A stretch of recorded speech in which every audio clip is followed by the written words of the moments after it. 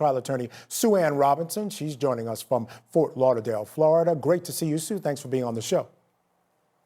Good to see you too, Michael. Thanks for having me. All right. So to begin with, this was a very important witness, and I talked about this earlier, the idea that this is the way that the prosecution can begin to establish what they believe is the fact of this case, is that the defendant was drunk and had had too much to drink. It impaired her ability to drive and ended up causing, or was a major cause of, this accident. So I want to get from you, how effective is this type of testimony, the idea that he can look at videos and come up with these conclusions? I think the testimony is very powerful, especially them showing the car, because it shows you that the damages are so major, so extensive, that they're pulling body tissue, human body tissue out of the windshield. That shows the jury that the defendant should have known something went wrong once she hit the officer for sure. And I think that them having the officer testify who actually attempted to rescue him is very powerful, because it shows you not just the officer side of the matter, it also shows the humane side, him choking up and him having a hard time testifying about what happened. And I think he's a perfect witness in that he was a former paramedic, so he could really give the jury an insight on the extent of the injuries from the impact of the accident. Yeah, and you're exactly right. I mean, having him testify not only reiterates the fact that it was one of his brethren, one of his fellow officers who passed away, but it also, brings it home to these jurors when he's on the stand getting a bit emotional about what actually went on and what he saw at the scene. Now, he also got to play some video of the defendant at a party. And it's clearly a party. There are folks dancing. There's different things going on there. But she's drinking over the course of 4 hours. And I'm wondering who you think that video benefited being played in that fashion. Because she's drinking 4 beers over 4 hours, something that I'm sure many of the folks on this jury probably have done themselves and maybe didn't consider themselves impaired, or maybe drove home after a similar situation. Who do you think that video ultimately benefited? I think the video can cut both ways. The issue is she's charged with a hit and run. So even if the jury said, you know what, I've been in that situation plenty of times, gone to an event or a party or a restaurant and had multiple alcoholic beverages over a period of time, and it didn't cause me to be drunk, it's obvious that she has some impaired judgment, is what I would say. When she actually leaves the scene, she hits and keeps going. I think that is what's going to tell the jury, okay, she drank these drinks over time, but her judgment is impaired in that she hit the officer and left the scene. Yeah, no question, because I can tell you, I don't know how much of the video you were able to watch, but in most of the video, she does not look like she's wobbling. She doesn't look like, she's had too much to drink. And it came out on cross that the beers that she was drinking over the course of that time were very low alcohol content beers that had about 4.5 or 5.2% beer. And I'm wondering if the jury watching that and seeing her in that fashion may put more weight on the fact that she left the scene. Because those are the two things that get me the most, that she left the scene, and then we saw, as you mentioned earlier, the damage on her car. Those two things really stick in your brain and saying, you know what, if you were not impaired, how could you possibly, A, leave the scene of a crime that way, or leave the scene of a place where clearly something was hit, but also when you got home and saw all that damage, not realize that something really had gone horribly wrong? Right, absolutely. And my understanding is that she didn't turn herself in right away.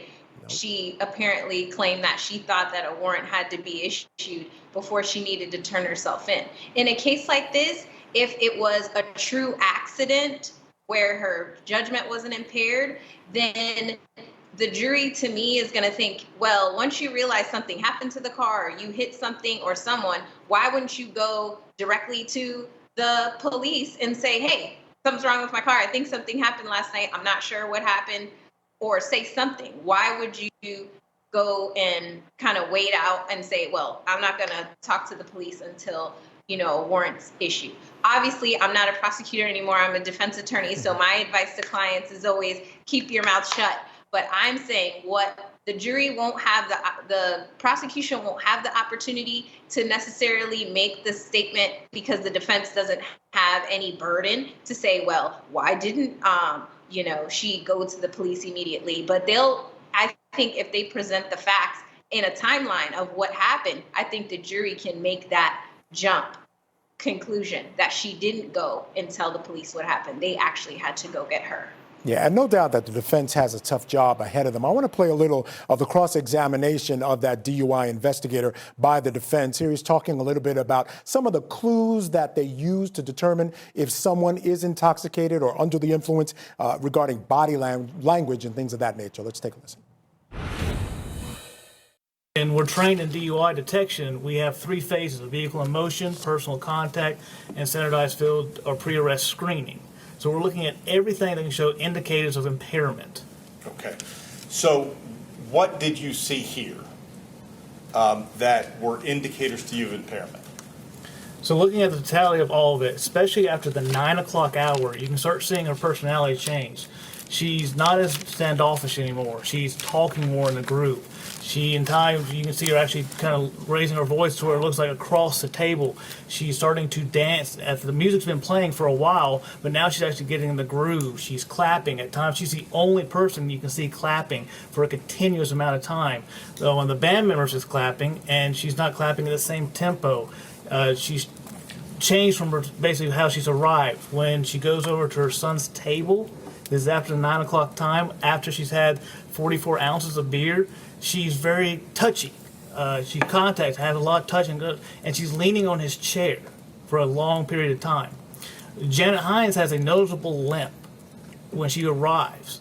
That limp seems to dissipate as the time goes by. As more alcohol is consumed, the limp seems to go away, especially when she leaves. Which brings to another part of when she leaves the restaurant, she goes in a zigzag formation. Instead of just turning around and walking approximately 10 feet to the nearest exit where she does exit, she actually walks around the restaurant in an odd fashion.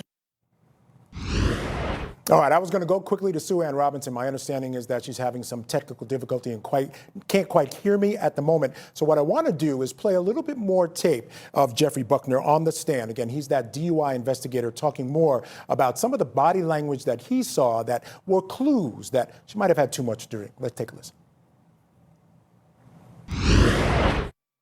Sometime after 7 p.m., you observe her on the video starting to drink a 22-ounce Blue Moon. Yes. All right. Do you know how long it takes her to finish that? Once she starts drinking it, she drinks that in an hour and 13 minutes. All right. All right.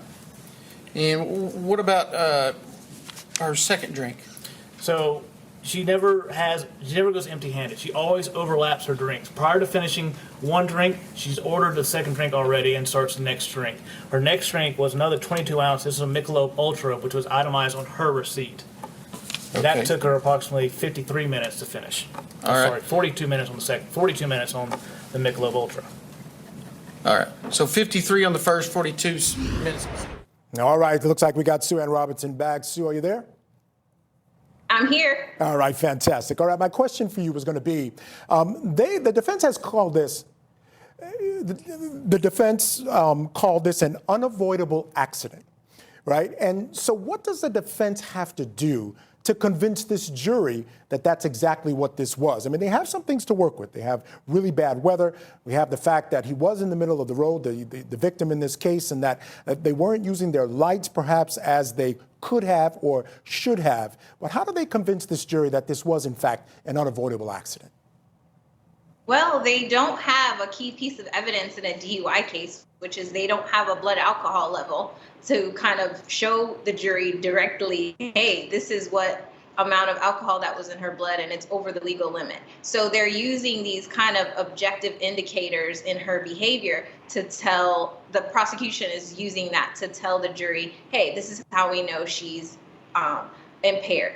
The issue that the defense has to overcome is I would be in there trying to explain to them, listen, this is normal behavior at the type of event she's in, the type of venue she's in over time. Her becoming more relaxed and enjoying the environment that isn't necessarily an indicator of impairment. And they have to do their best to show the jury that, And I think they're doing pretty good with the foundation of having the entire video for the entire lapse of time that she was having the beverages shown to the jury. I think that is a huge piece in them overcoming the prosecution's case. Yeah, no question. I think that was a huge win for the defense. One final question for you here, Sue. If someone came to you, they gave you a call.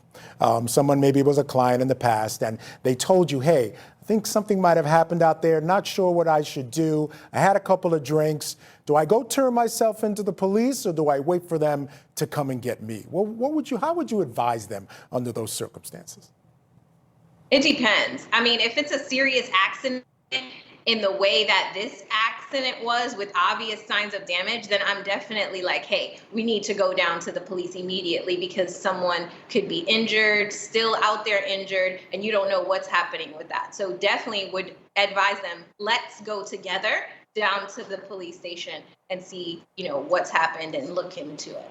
Yeah, that would be the best way to go, that you accompany them down there. But of course, that's not what this defendant did, and I think that's going to come back to hurt her. All right, Sue, stand by. We're going to take a quick break right now. And remember, we are in a verdict watch as that Ohio jury decides whether Stanley Ford is guilty or not guilty of murder in the deaths of 9 of his neighbors. Details on what they asked the judge coming up just ahead. And then up next, we'll get the latest on the federal sex trafficking trial involving R. Kelly. So keep it right here on Court TV, your front row seat to justice.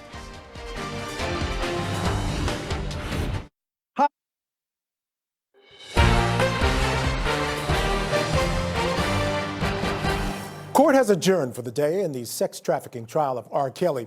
Now, the defense has not rested